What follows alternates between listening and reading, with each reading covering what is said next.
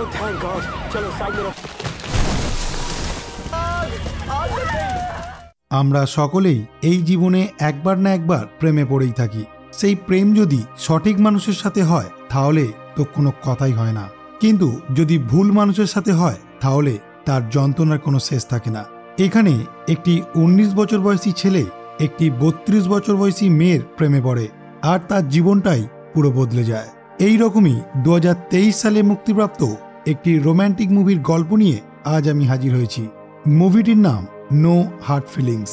আর এই গল্পটি শুরু করবার আগে হ্যালো বন্ধুরা, আমি Soumyajit and welcome to the STV story. মুভির প্রথমেই আমরা একটি ছেলেকে দেখি যে একটি ক্রেনে করে একটা বাড়িতে থাকা গাড়ি নিয়ে যাওয়ার চেষ্টা করছে। আর তখনই সেই বাড়িতে থাকা ম্যাডি নামের একটি মেয়ে বেরিয়ে এসে তার গাড়িটি তাকে নিয়ে যেতে বারণ করে।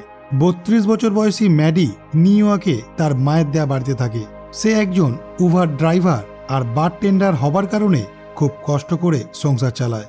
ম্যাডি বাড়ির কর ঠিক মতো না দেওয়ার জন্য ব্যাংক থেকে তার গাড়িটি নিয়ে নেওয়ার সিদ্ধান্ত নেয়।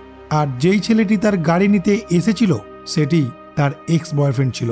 ম্যাডি তার এক্স বয়ফ্রেন্ডকে নানা রকম কথার জালে ফাঁসিয়ে তার গাড়িটি রাখার চেষ্টা করে, কিন্তু তার এক্স বয়ফ্রেন্ড যখন তার ঘর থেকে একটি ছেলেকে বাইরে আসতে দেখে তখনই সে আরও রেগে গিয়ে তার গাড়িটি সেখান থেকে নিয়ে চলে যায়। এরপর ম্যাডি তার এক্স বয়ফ্রেন্ডের পিছু করতে থাকে। আর সে যখন একটি রেস্টুরেন্টে খেতে ঢোকে তখন ম্যাডি তার গাড়িটি সেখান থেকে নিয়ে পালানোর চেষ্টা করে। সেই কারণে ম্যাডিকে পুলিশ ধরে নিয়ে যায় আর তাকে ছেড়ে দেওয়ার আগে ওয়ার্নিং দেয় নেক্সট টাইম সে যদি এই রকম কিছু করে তাহলে তাকে অনেক বড় শাস্তি দেওয়া হবে। এরপর ম্যাডি বারটেন্ডারের কাজে ফিরে আসে এবং তার মুড খারাপ থাকার কারণে সে একজন কাস্টমারের সাথে খারাপ ব্যবহার করে ফেলে। আর এর জন্য সে সেই বারটেন্ডারের মালিকের কাছে ধমকও খায়।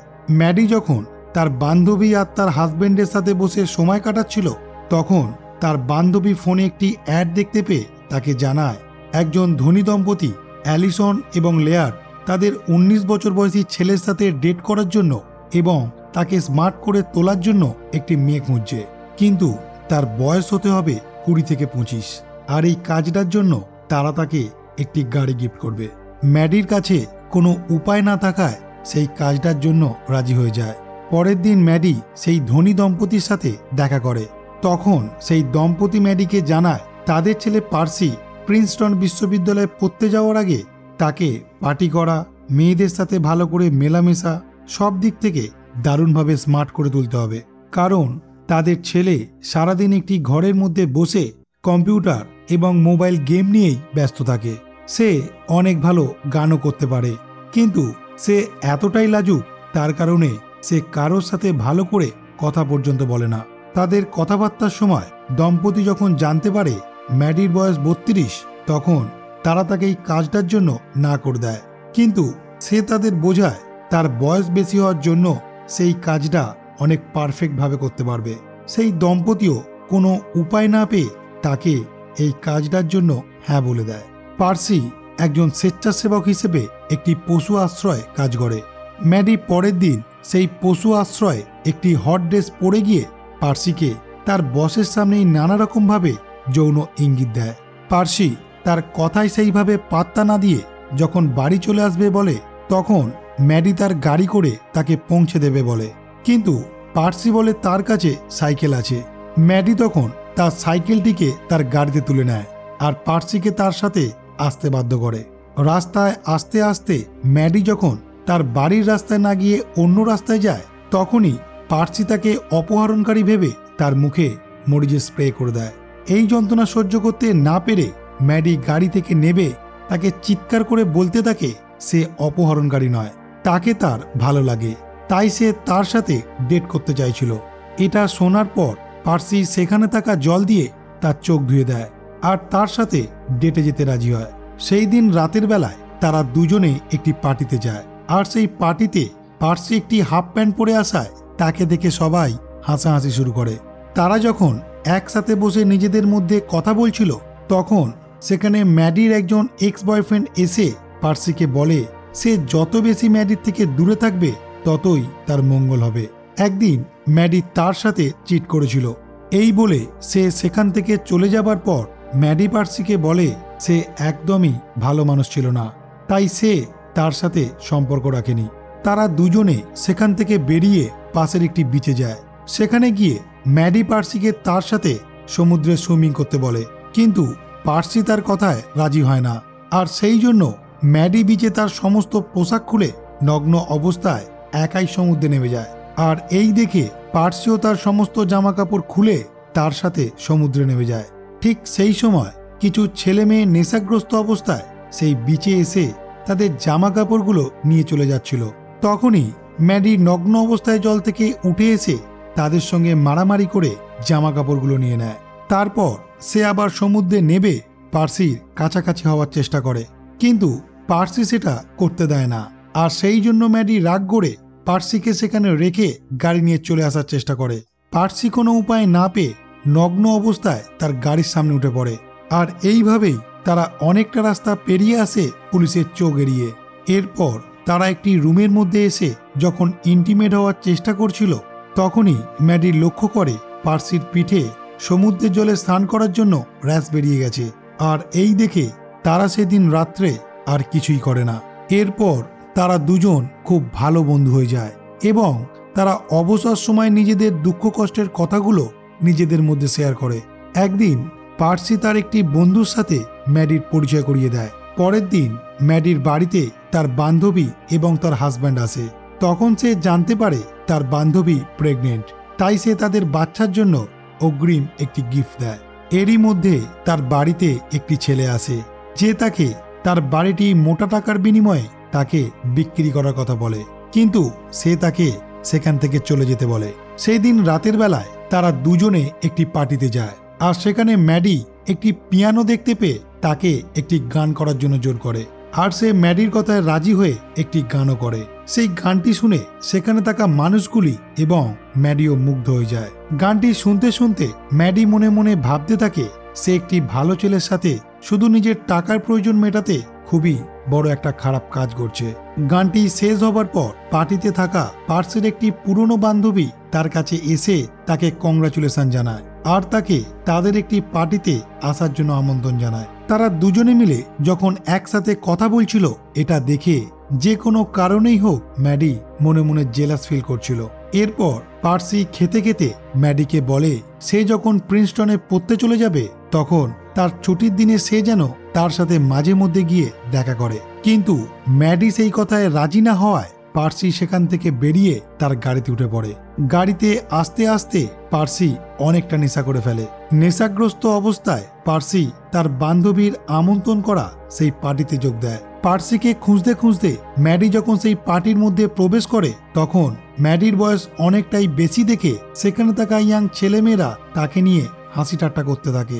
ম্যাডি এইসব কথায় কান না দিয়ে সে ওপরের ঘরে গিয়ে দেখে পার্সি তার বান্ধবীর সাথে একই বিছানায় শুয়ে আছে আর নেশা করার জন্য তার শরীর অনেকটাই খারাপ হয়ে গেছে। এরপর সে পার্সিকে বাথরুমে নিয়ে গিয়ে জোর করে বমি করায় আর তারপর সেখানেই থাকা সেখানকার ছেলে মেয়েদের গার্জেনরা তাদেরকে সেই পার্টি থেকে বার করে দেয়। গাড়িতে আসার সময় তারা ইন্টিমেট হওয়ার চেষ্টা করে, কিন্তু সেই সময় পার্সি তাকে প্রপোজ করায় সে আর কিছুই করে না। পরের দিন সকালবেলায় পার্সি তার বাবা ও মাকে বলে সে একজনকে ভালোবাসে আর তার নাম ম্যাডি। আর সে ঠিক করেছে সে প্রিন্সটন পড়তে যাবে না, কারণ সে এখান থেকে দূরে পড়তে চলে গেলে তার সাথে ম্যাডির দূরত্ব বেড়ে যাবে। এই কথা শুনে তার বাবা মা রাজি না হওয়ায় সে তখন তাদের বলে তার বয়স এখন 19, তাই সে তার নিজের সিদ্ধান্ত এখন নিজেই নেবে। এই কথা শুনে তার মা তাকে গাড়ি নিয়ে বাইরে থেকে ঘুরে আসতে বলে। সে ঘর থেকে বাইরে যাবার পর তার বাবা ম্যাডিকে ফোন করে বলে এখন তার ছেলের সাথে তার ইন্টিমেট হওয়ার দরকার নেই, শুধু এখন তার ছেলেকে প্রিন্সটন পড়তে যাওয়ার জন্য রাজি করালেই সে তাকে গাড়িটি দিয়ে দেবে। পার্সির বাবা আর ম্যাডির মধ্যে ফোনেতে যে কথাগুলো হচ্ছিল সেইগুলি পার্সি গাড়ির ভেতরে বসে শুনতে পেয়ে যায়, কারণ গাড়ির স্পিকারের সাথে অজান্তেই তার বাবার ফোনটি কানেক্ট করা ছিল।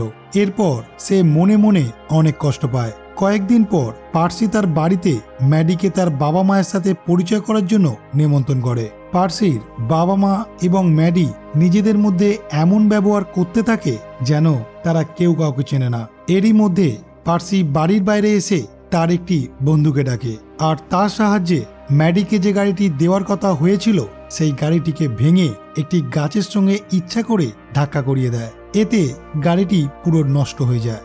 এরপর পার্সি ঘরের মধ্যে এসে ম্যাডির সাথে ইন্টিমেট হওয়ার জন্য প্রস্তুত হয়, কিন্তু সেই সময় সে ম্যাডিকে বলে তার গাড়িটির ওপর একটি গাছের ডাল পড়ে পুরো নষ্ট হয়ে গেছে। সে তার আর তার বাবা মায়ের প্ল্যান সম্পর্কে সবকিছুই জেনে গেছে।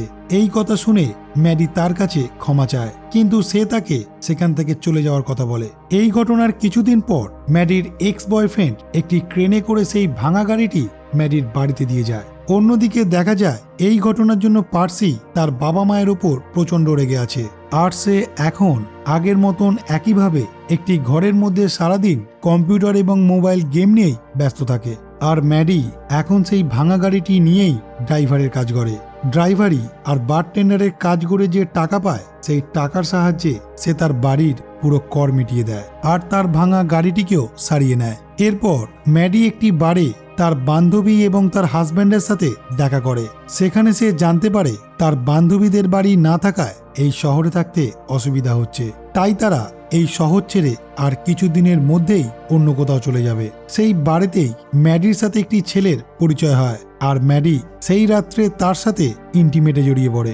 এরপর ম্যাডি একদিন তার এক্স বয়ফ্রেন্ডকে দেখতে পায় আর সে তার সব ভুল শুধরে আবার নতুন করে একটা ভালোবাসার জীবন শুরু করার জন্য সে তার এক্স বয়ফ্রেন্ডের জীবনে ফিরে যায়। এরপর ম্যাডি পার্সিকে খুঁজতে পশু আশ্রয় যায়, কিন্তু সেখানে তাকে পায় না। সেই দিন তার বাড়িতে একটা লোক আসে তার বাড়িটি কেনার জন্য, কিন্তু সে তাকে বলে সে তার বাড়ি বিক্রি করে দিয়েছে। পরের দিন ম্যাডি পার্সিকে খুঁজতে তার বাড়িতে গিয়ে জানতে পারে সে একটি পার্টি করতে গেছে।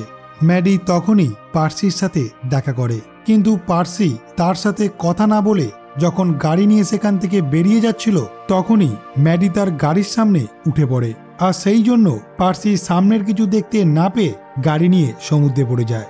এরপর তারা নিজেদের মধ্যে রাগারাগি মিটিয়ে একটি সুন্দর বন্ধুত্বের সম্পর্ক তৈরি করে। ম্যাডি পার্সিকে বলে সে এখন থেকে আর এই শহরে থাকবে না, নিজের বাড়ি বিক্রি করে সে ক্যালিফোর্নিয়াতে চলে যাচ্ছে আর সেও যেন প্রিন্সটন গিয়ে ভালোভাবে পড়াশোনা করে। এরপর ম্যাডি তার বান্ধবীকে একটা সারপ্রাইজ দেয়। আসলে সে অন্য কাউকে বাড়ি বিক্রি না করে সে তার বান্ধবীর স্বামীকেই এই বাড়িটা বিক্রি করে দিয়েছে, আর এটা শুনে তার বান্ধবী অনেক খুশি হয়। এরপর দেখা যায় পার্সি প্রিন্সটন যাওয়ার জন্য রেডি হয়ে বাড়ির বাইরে এসেছে আর তাকে গাড়িতে করে পৌঁছে দেওয়ার জন্য ম্যাডি সেখানে এসেছে। ম্যাডি তাকে তার পছন্দের একটি কুকুর গিফট করে আর এই দেখে পার্সি দারুণ খুশি হয়। এরপর তারা দুজনে মিলে গাড়ি নিয়ে নিজেদের গন্তব্যস্থলে যাওয়ার জন্য বেরিয়ে পড়ে আর এই মুভিটি এখানেই শেষ হয়।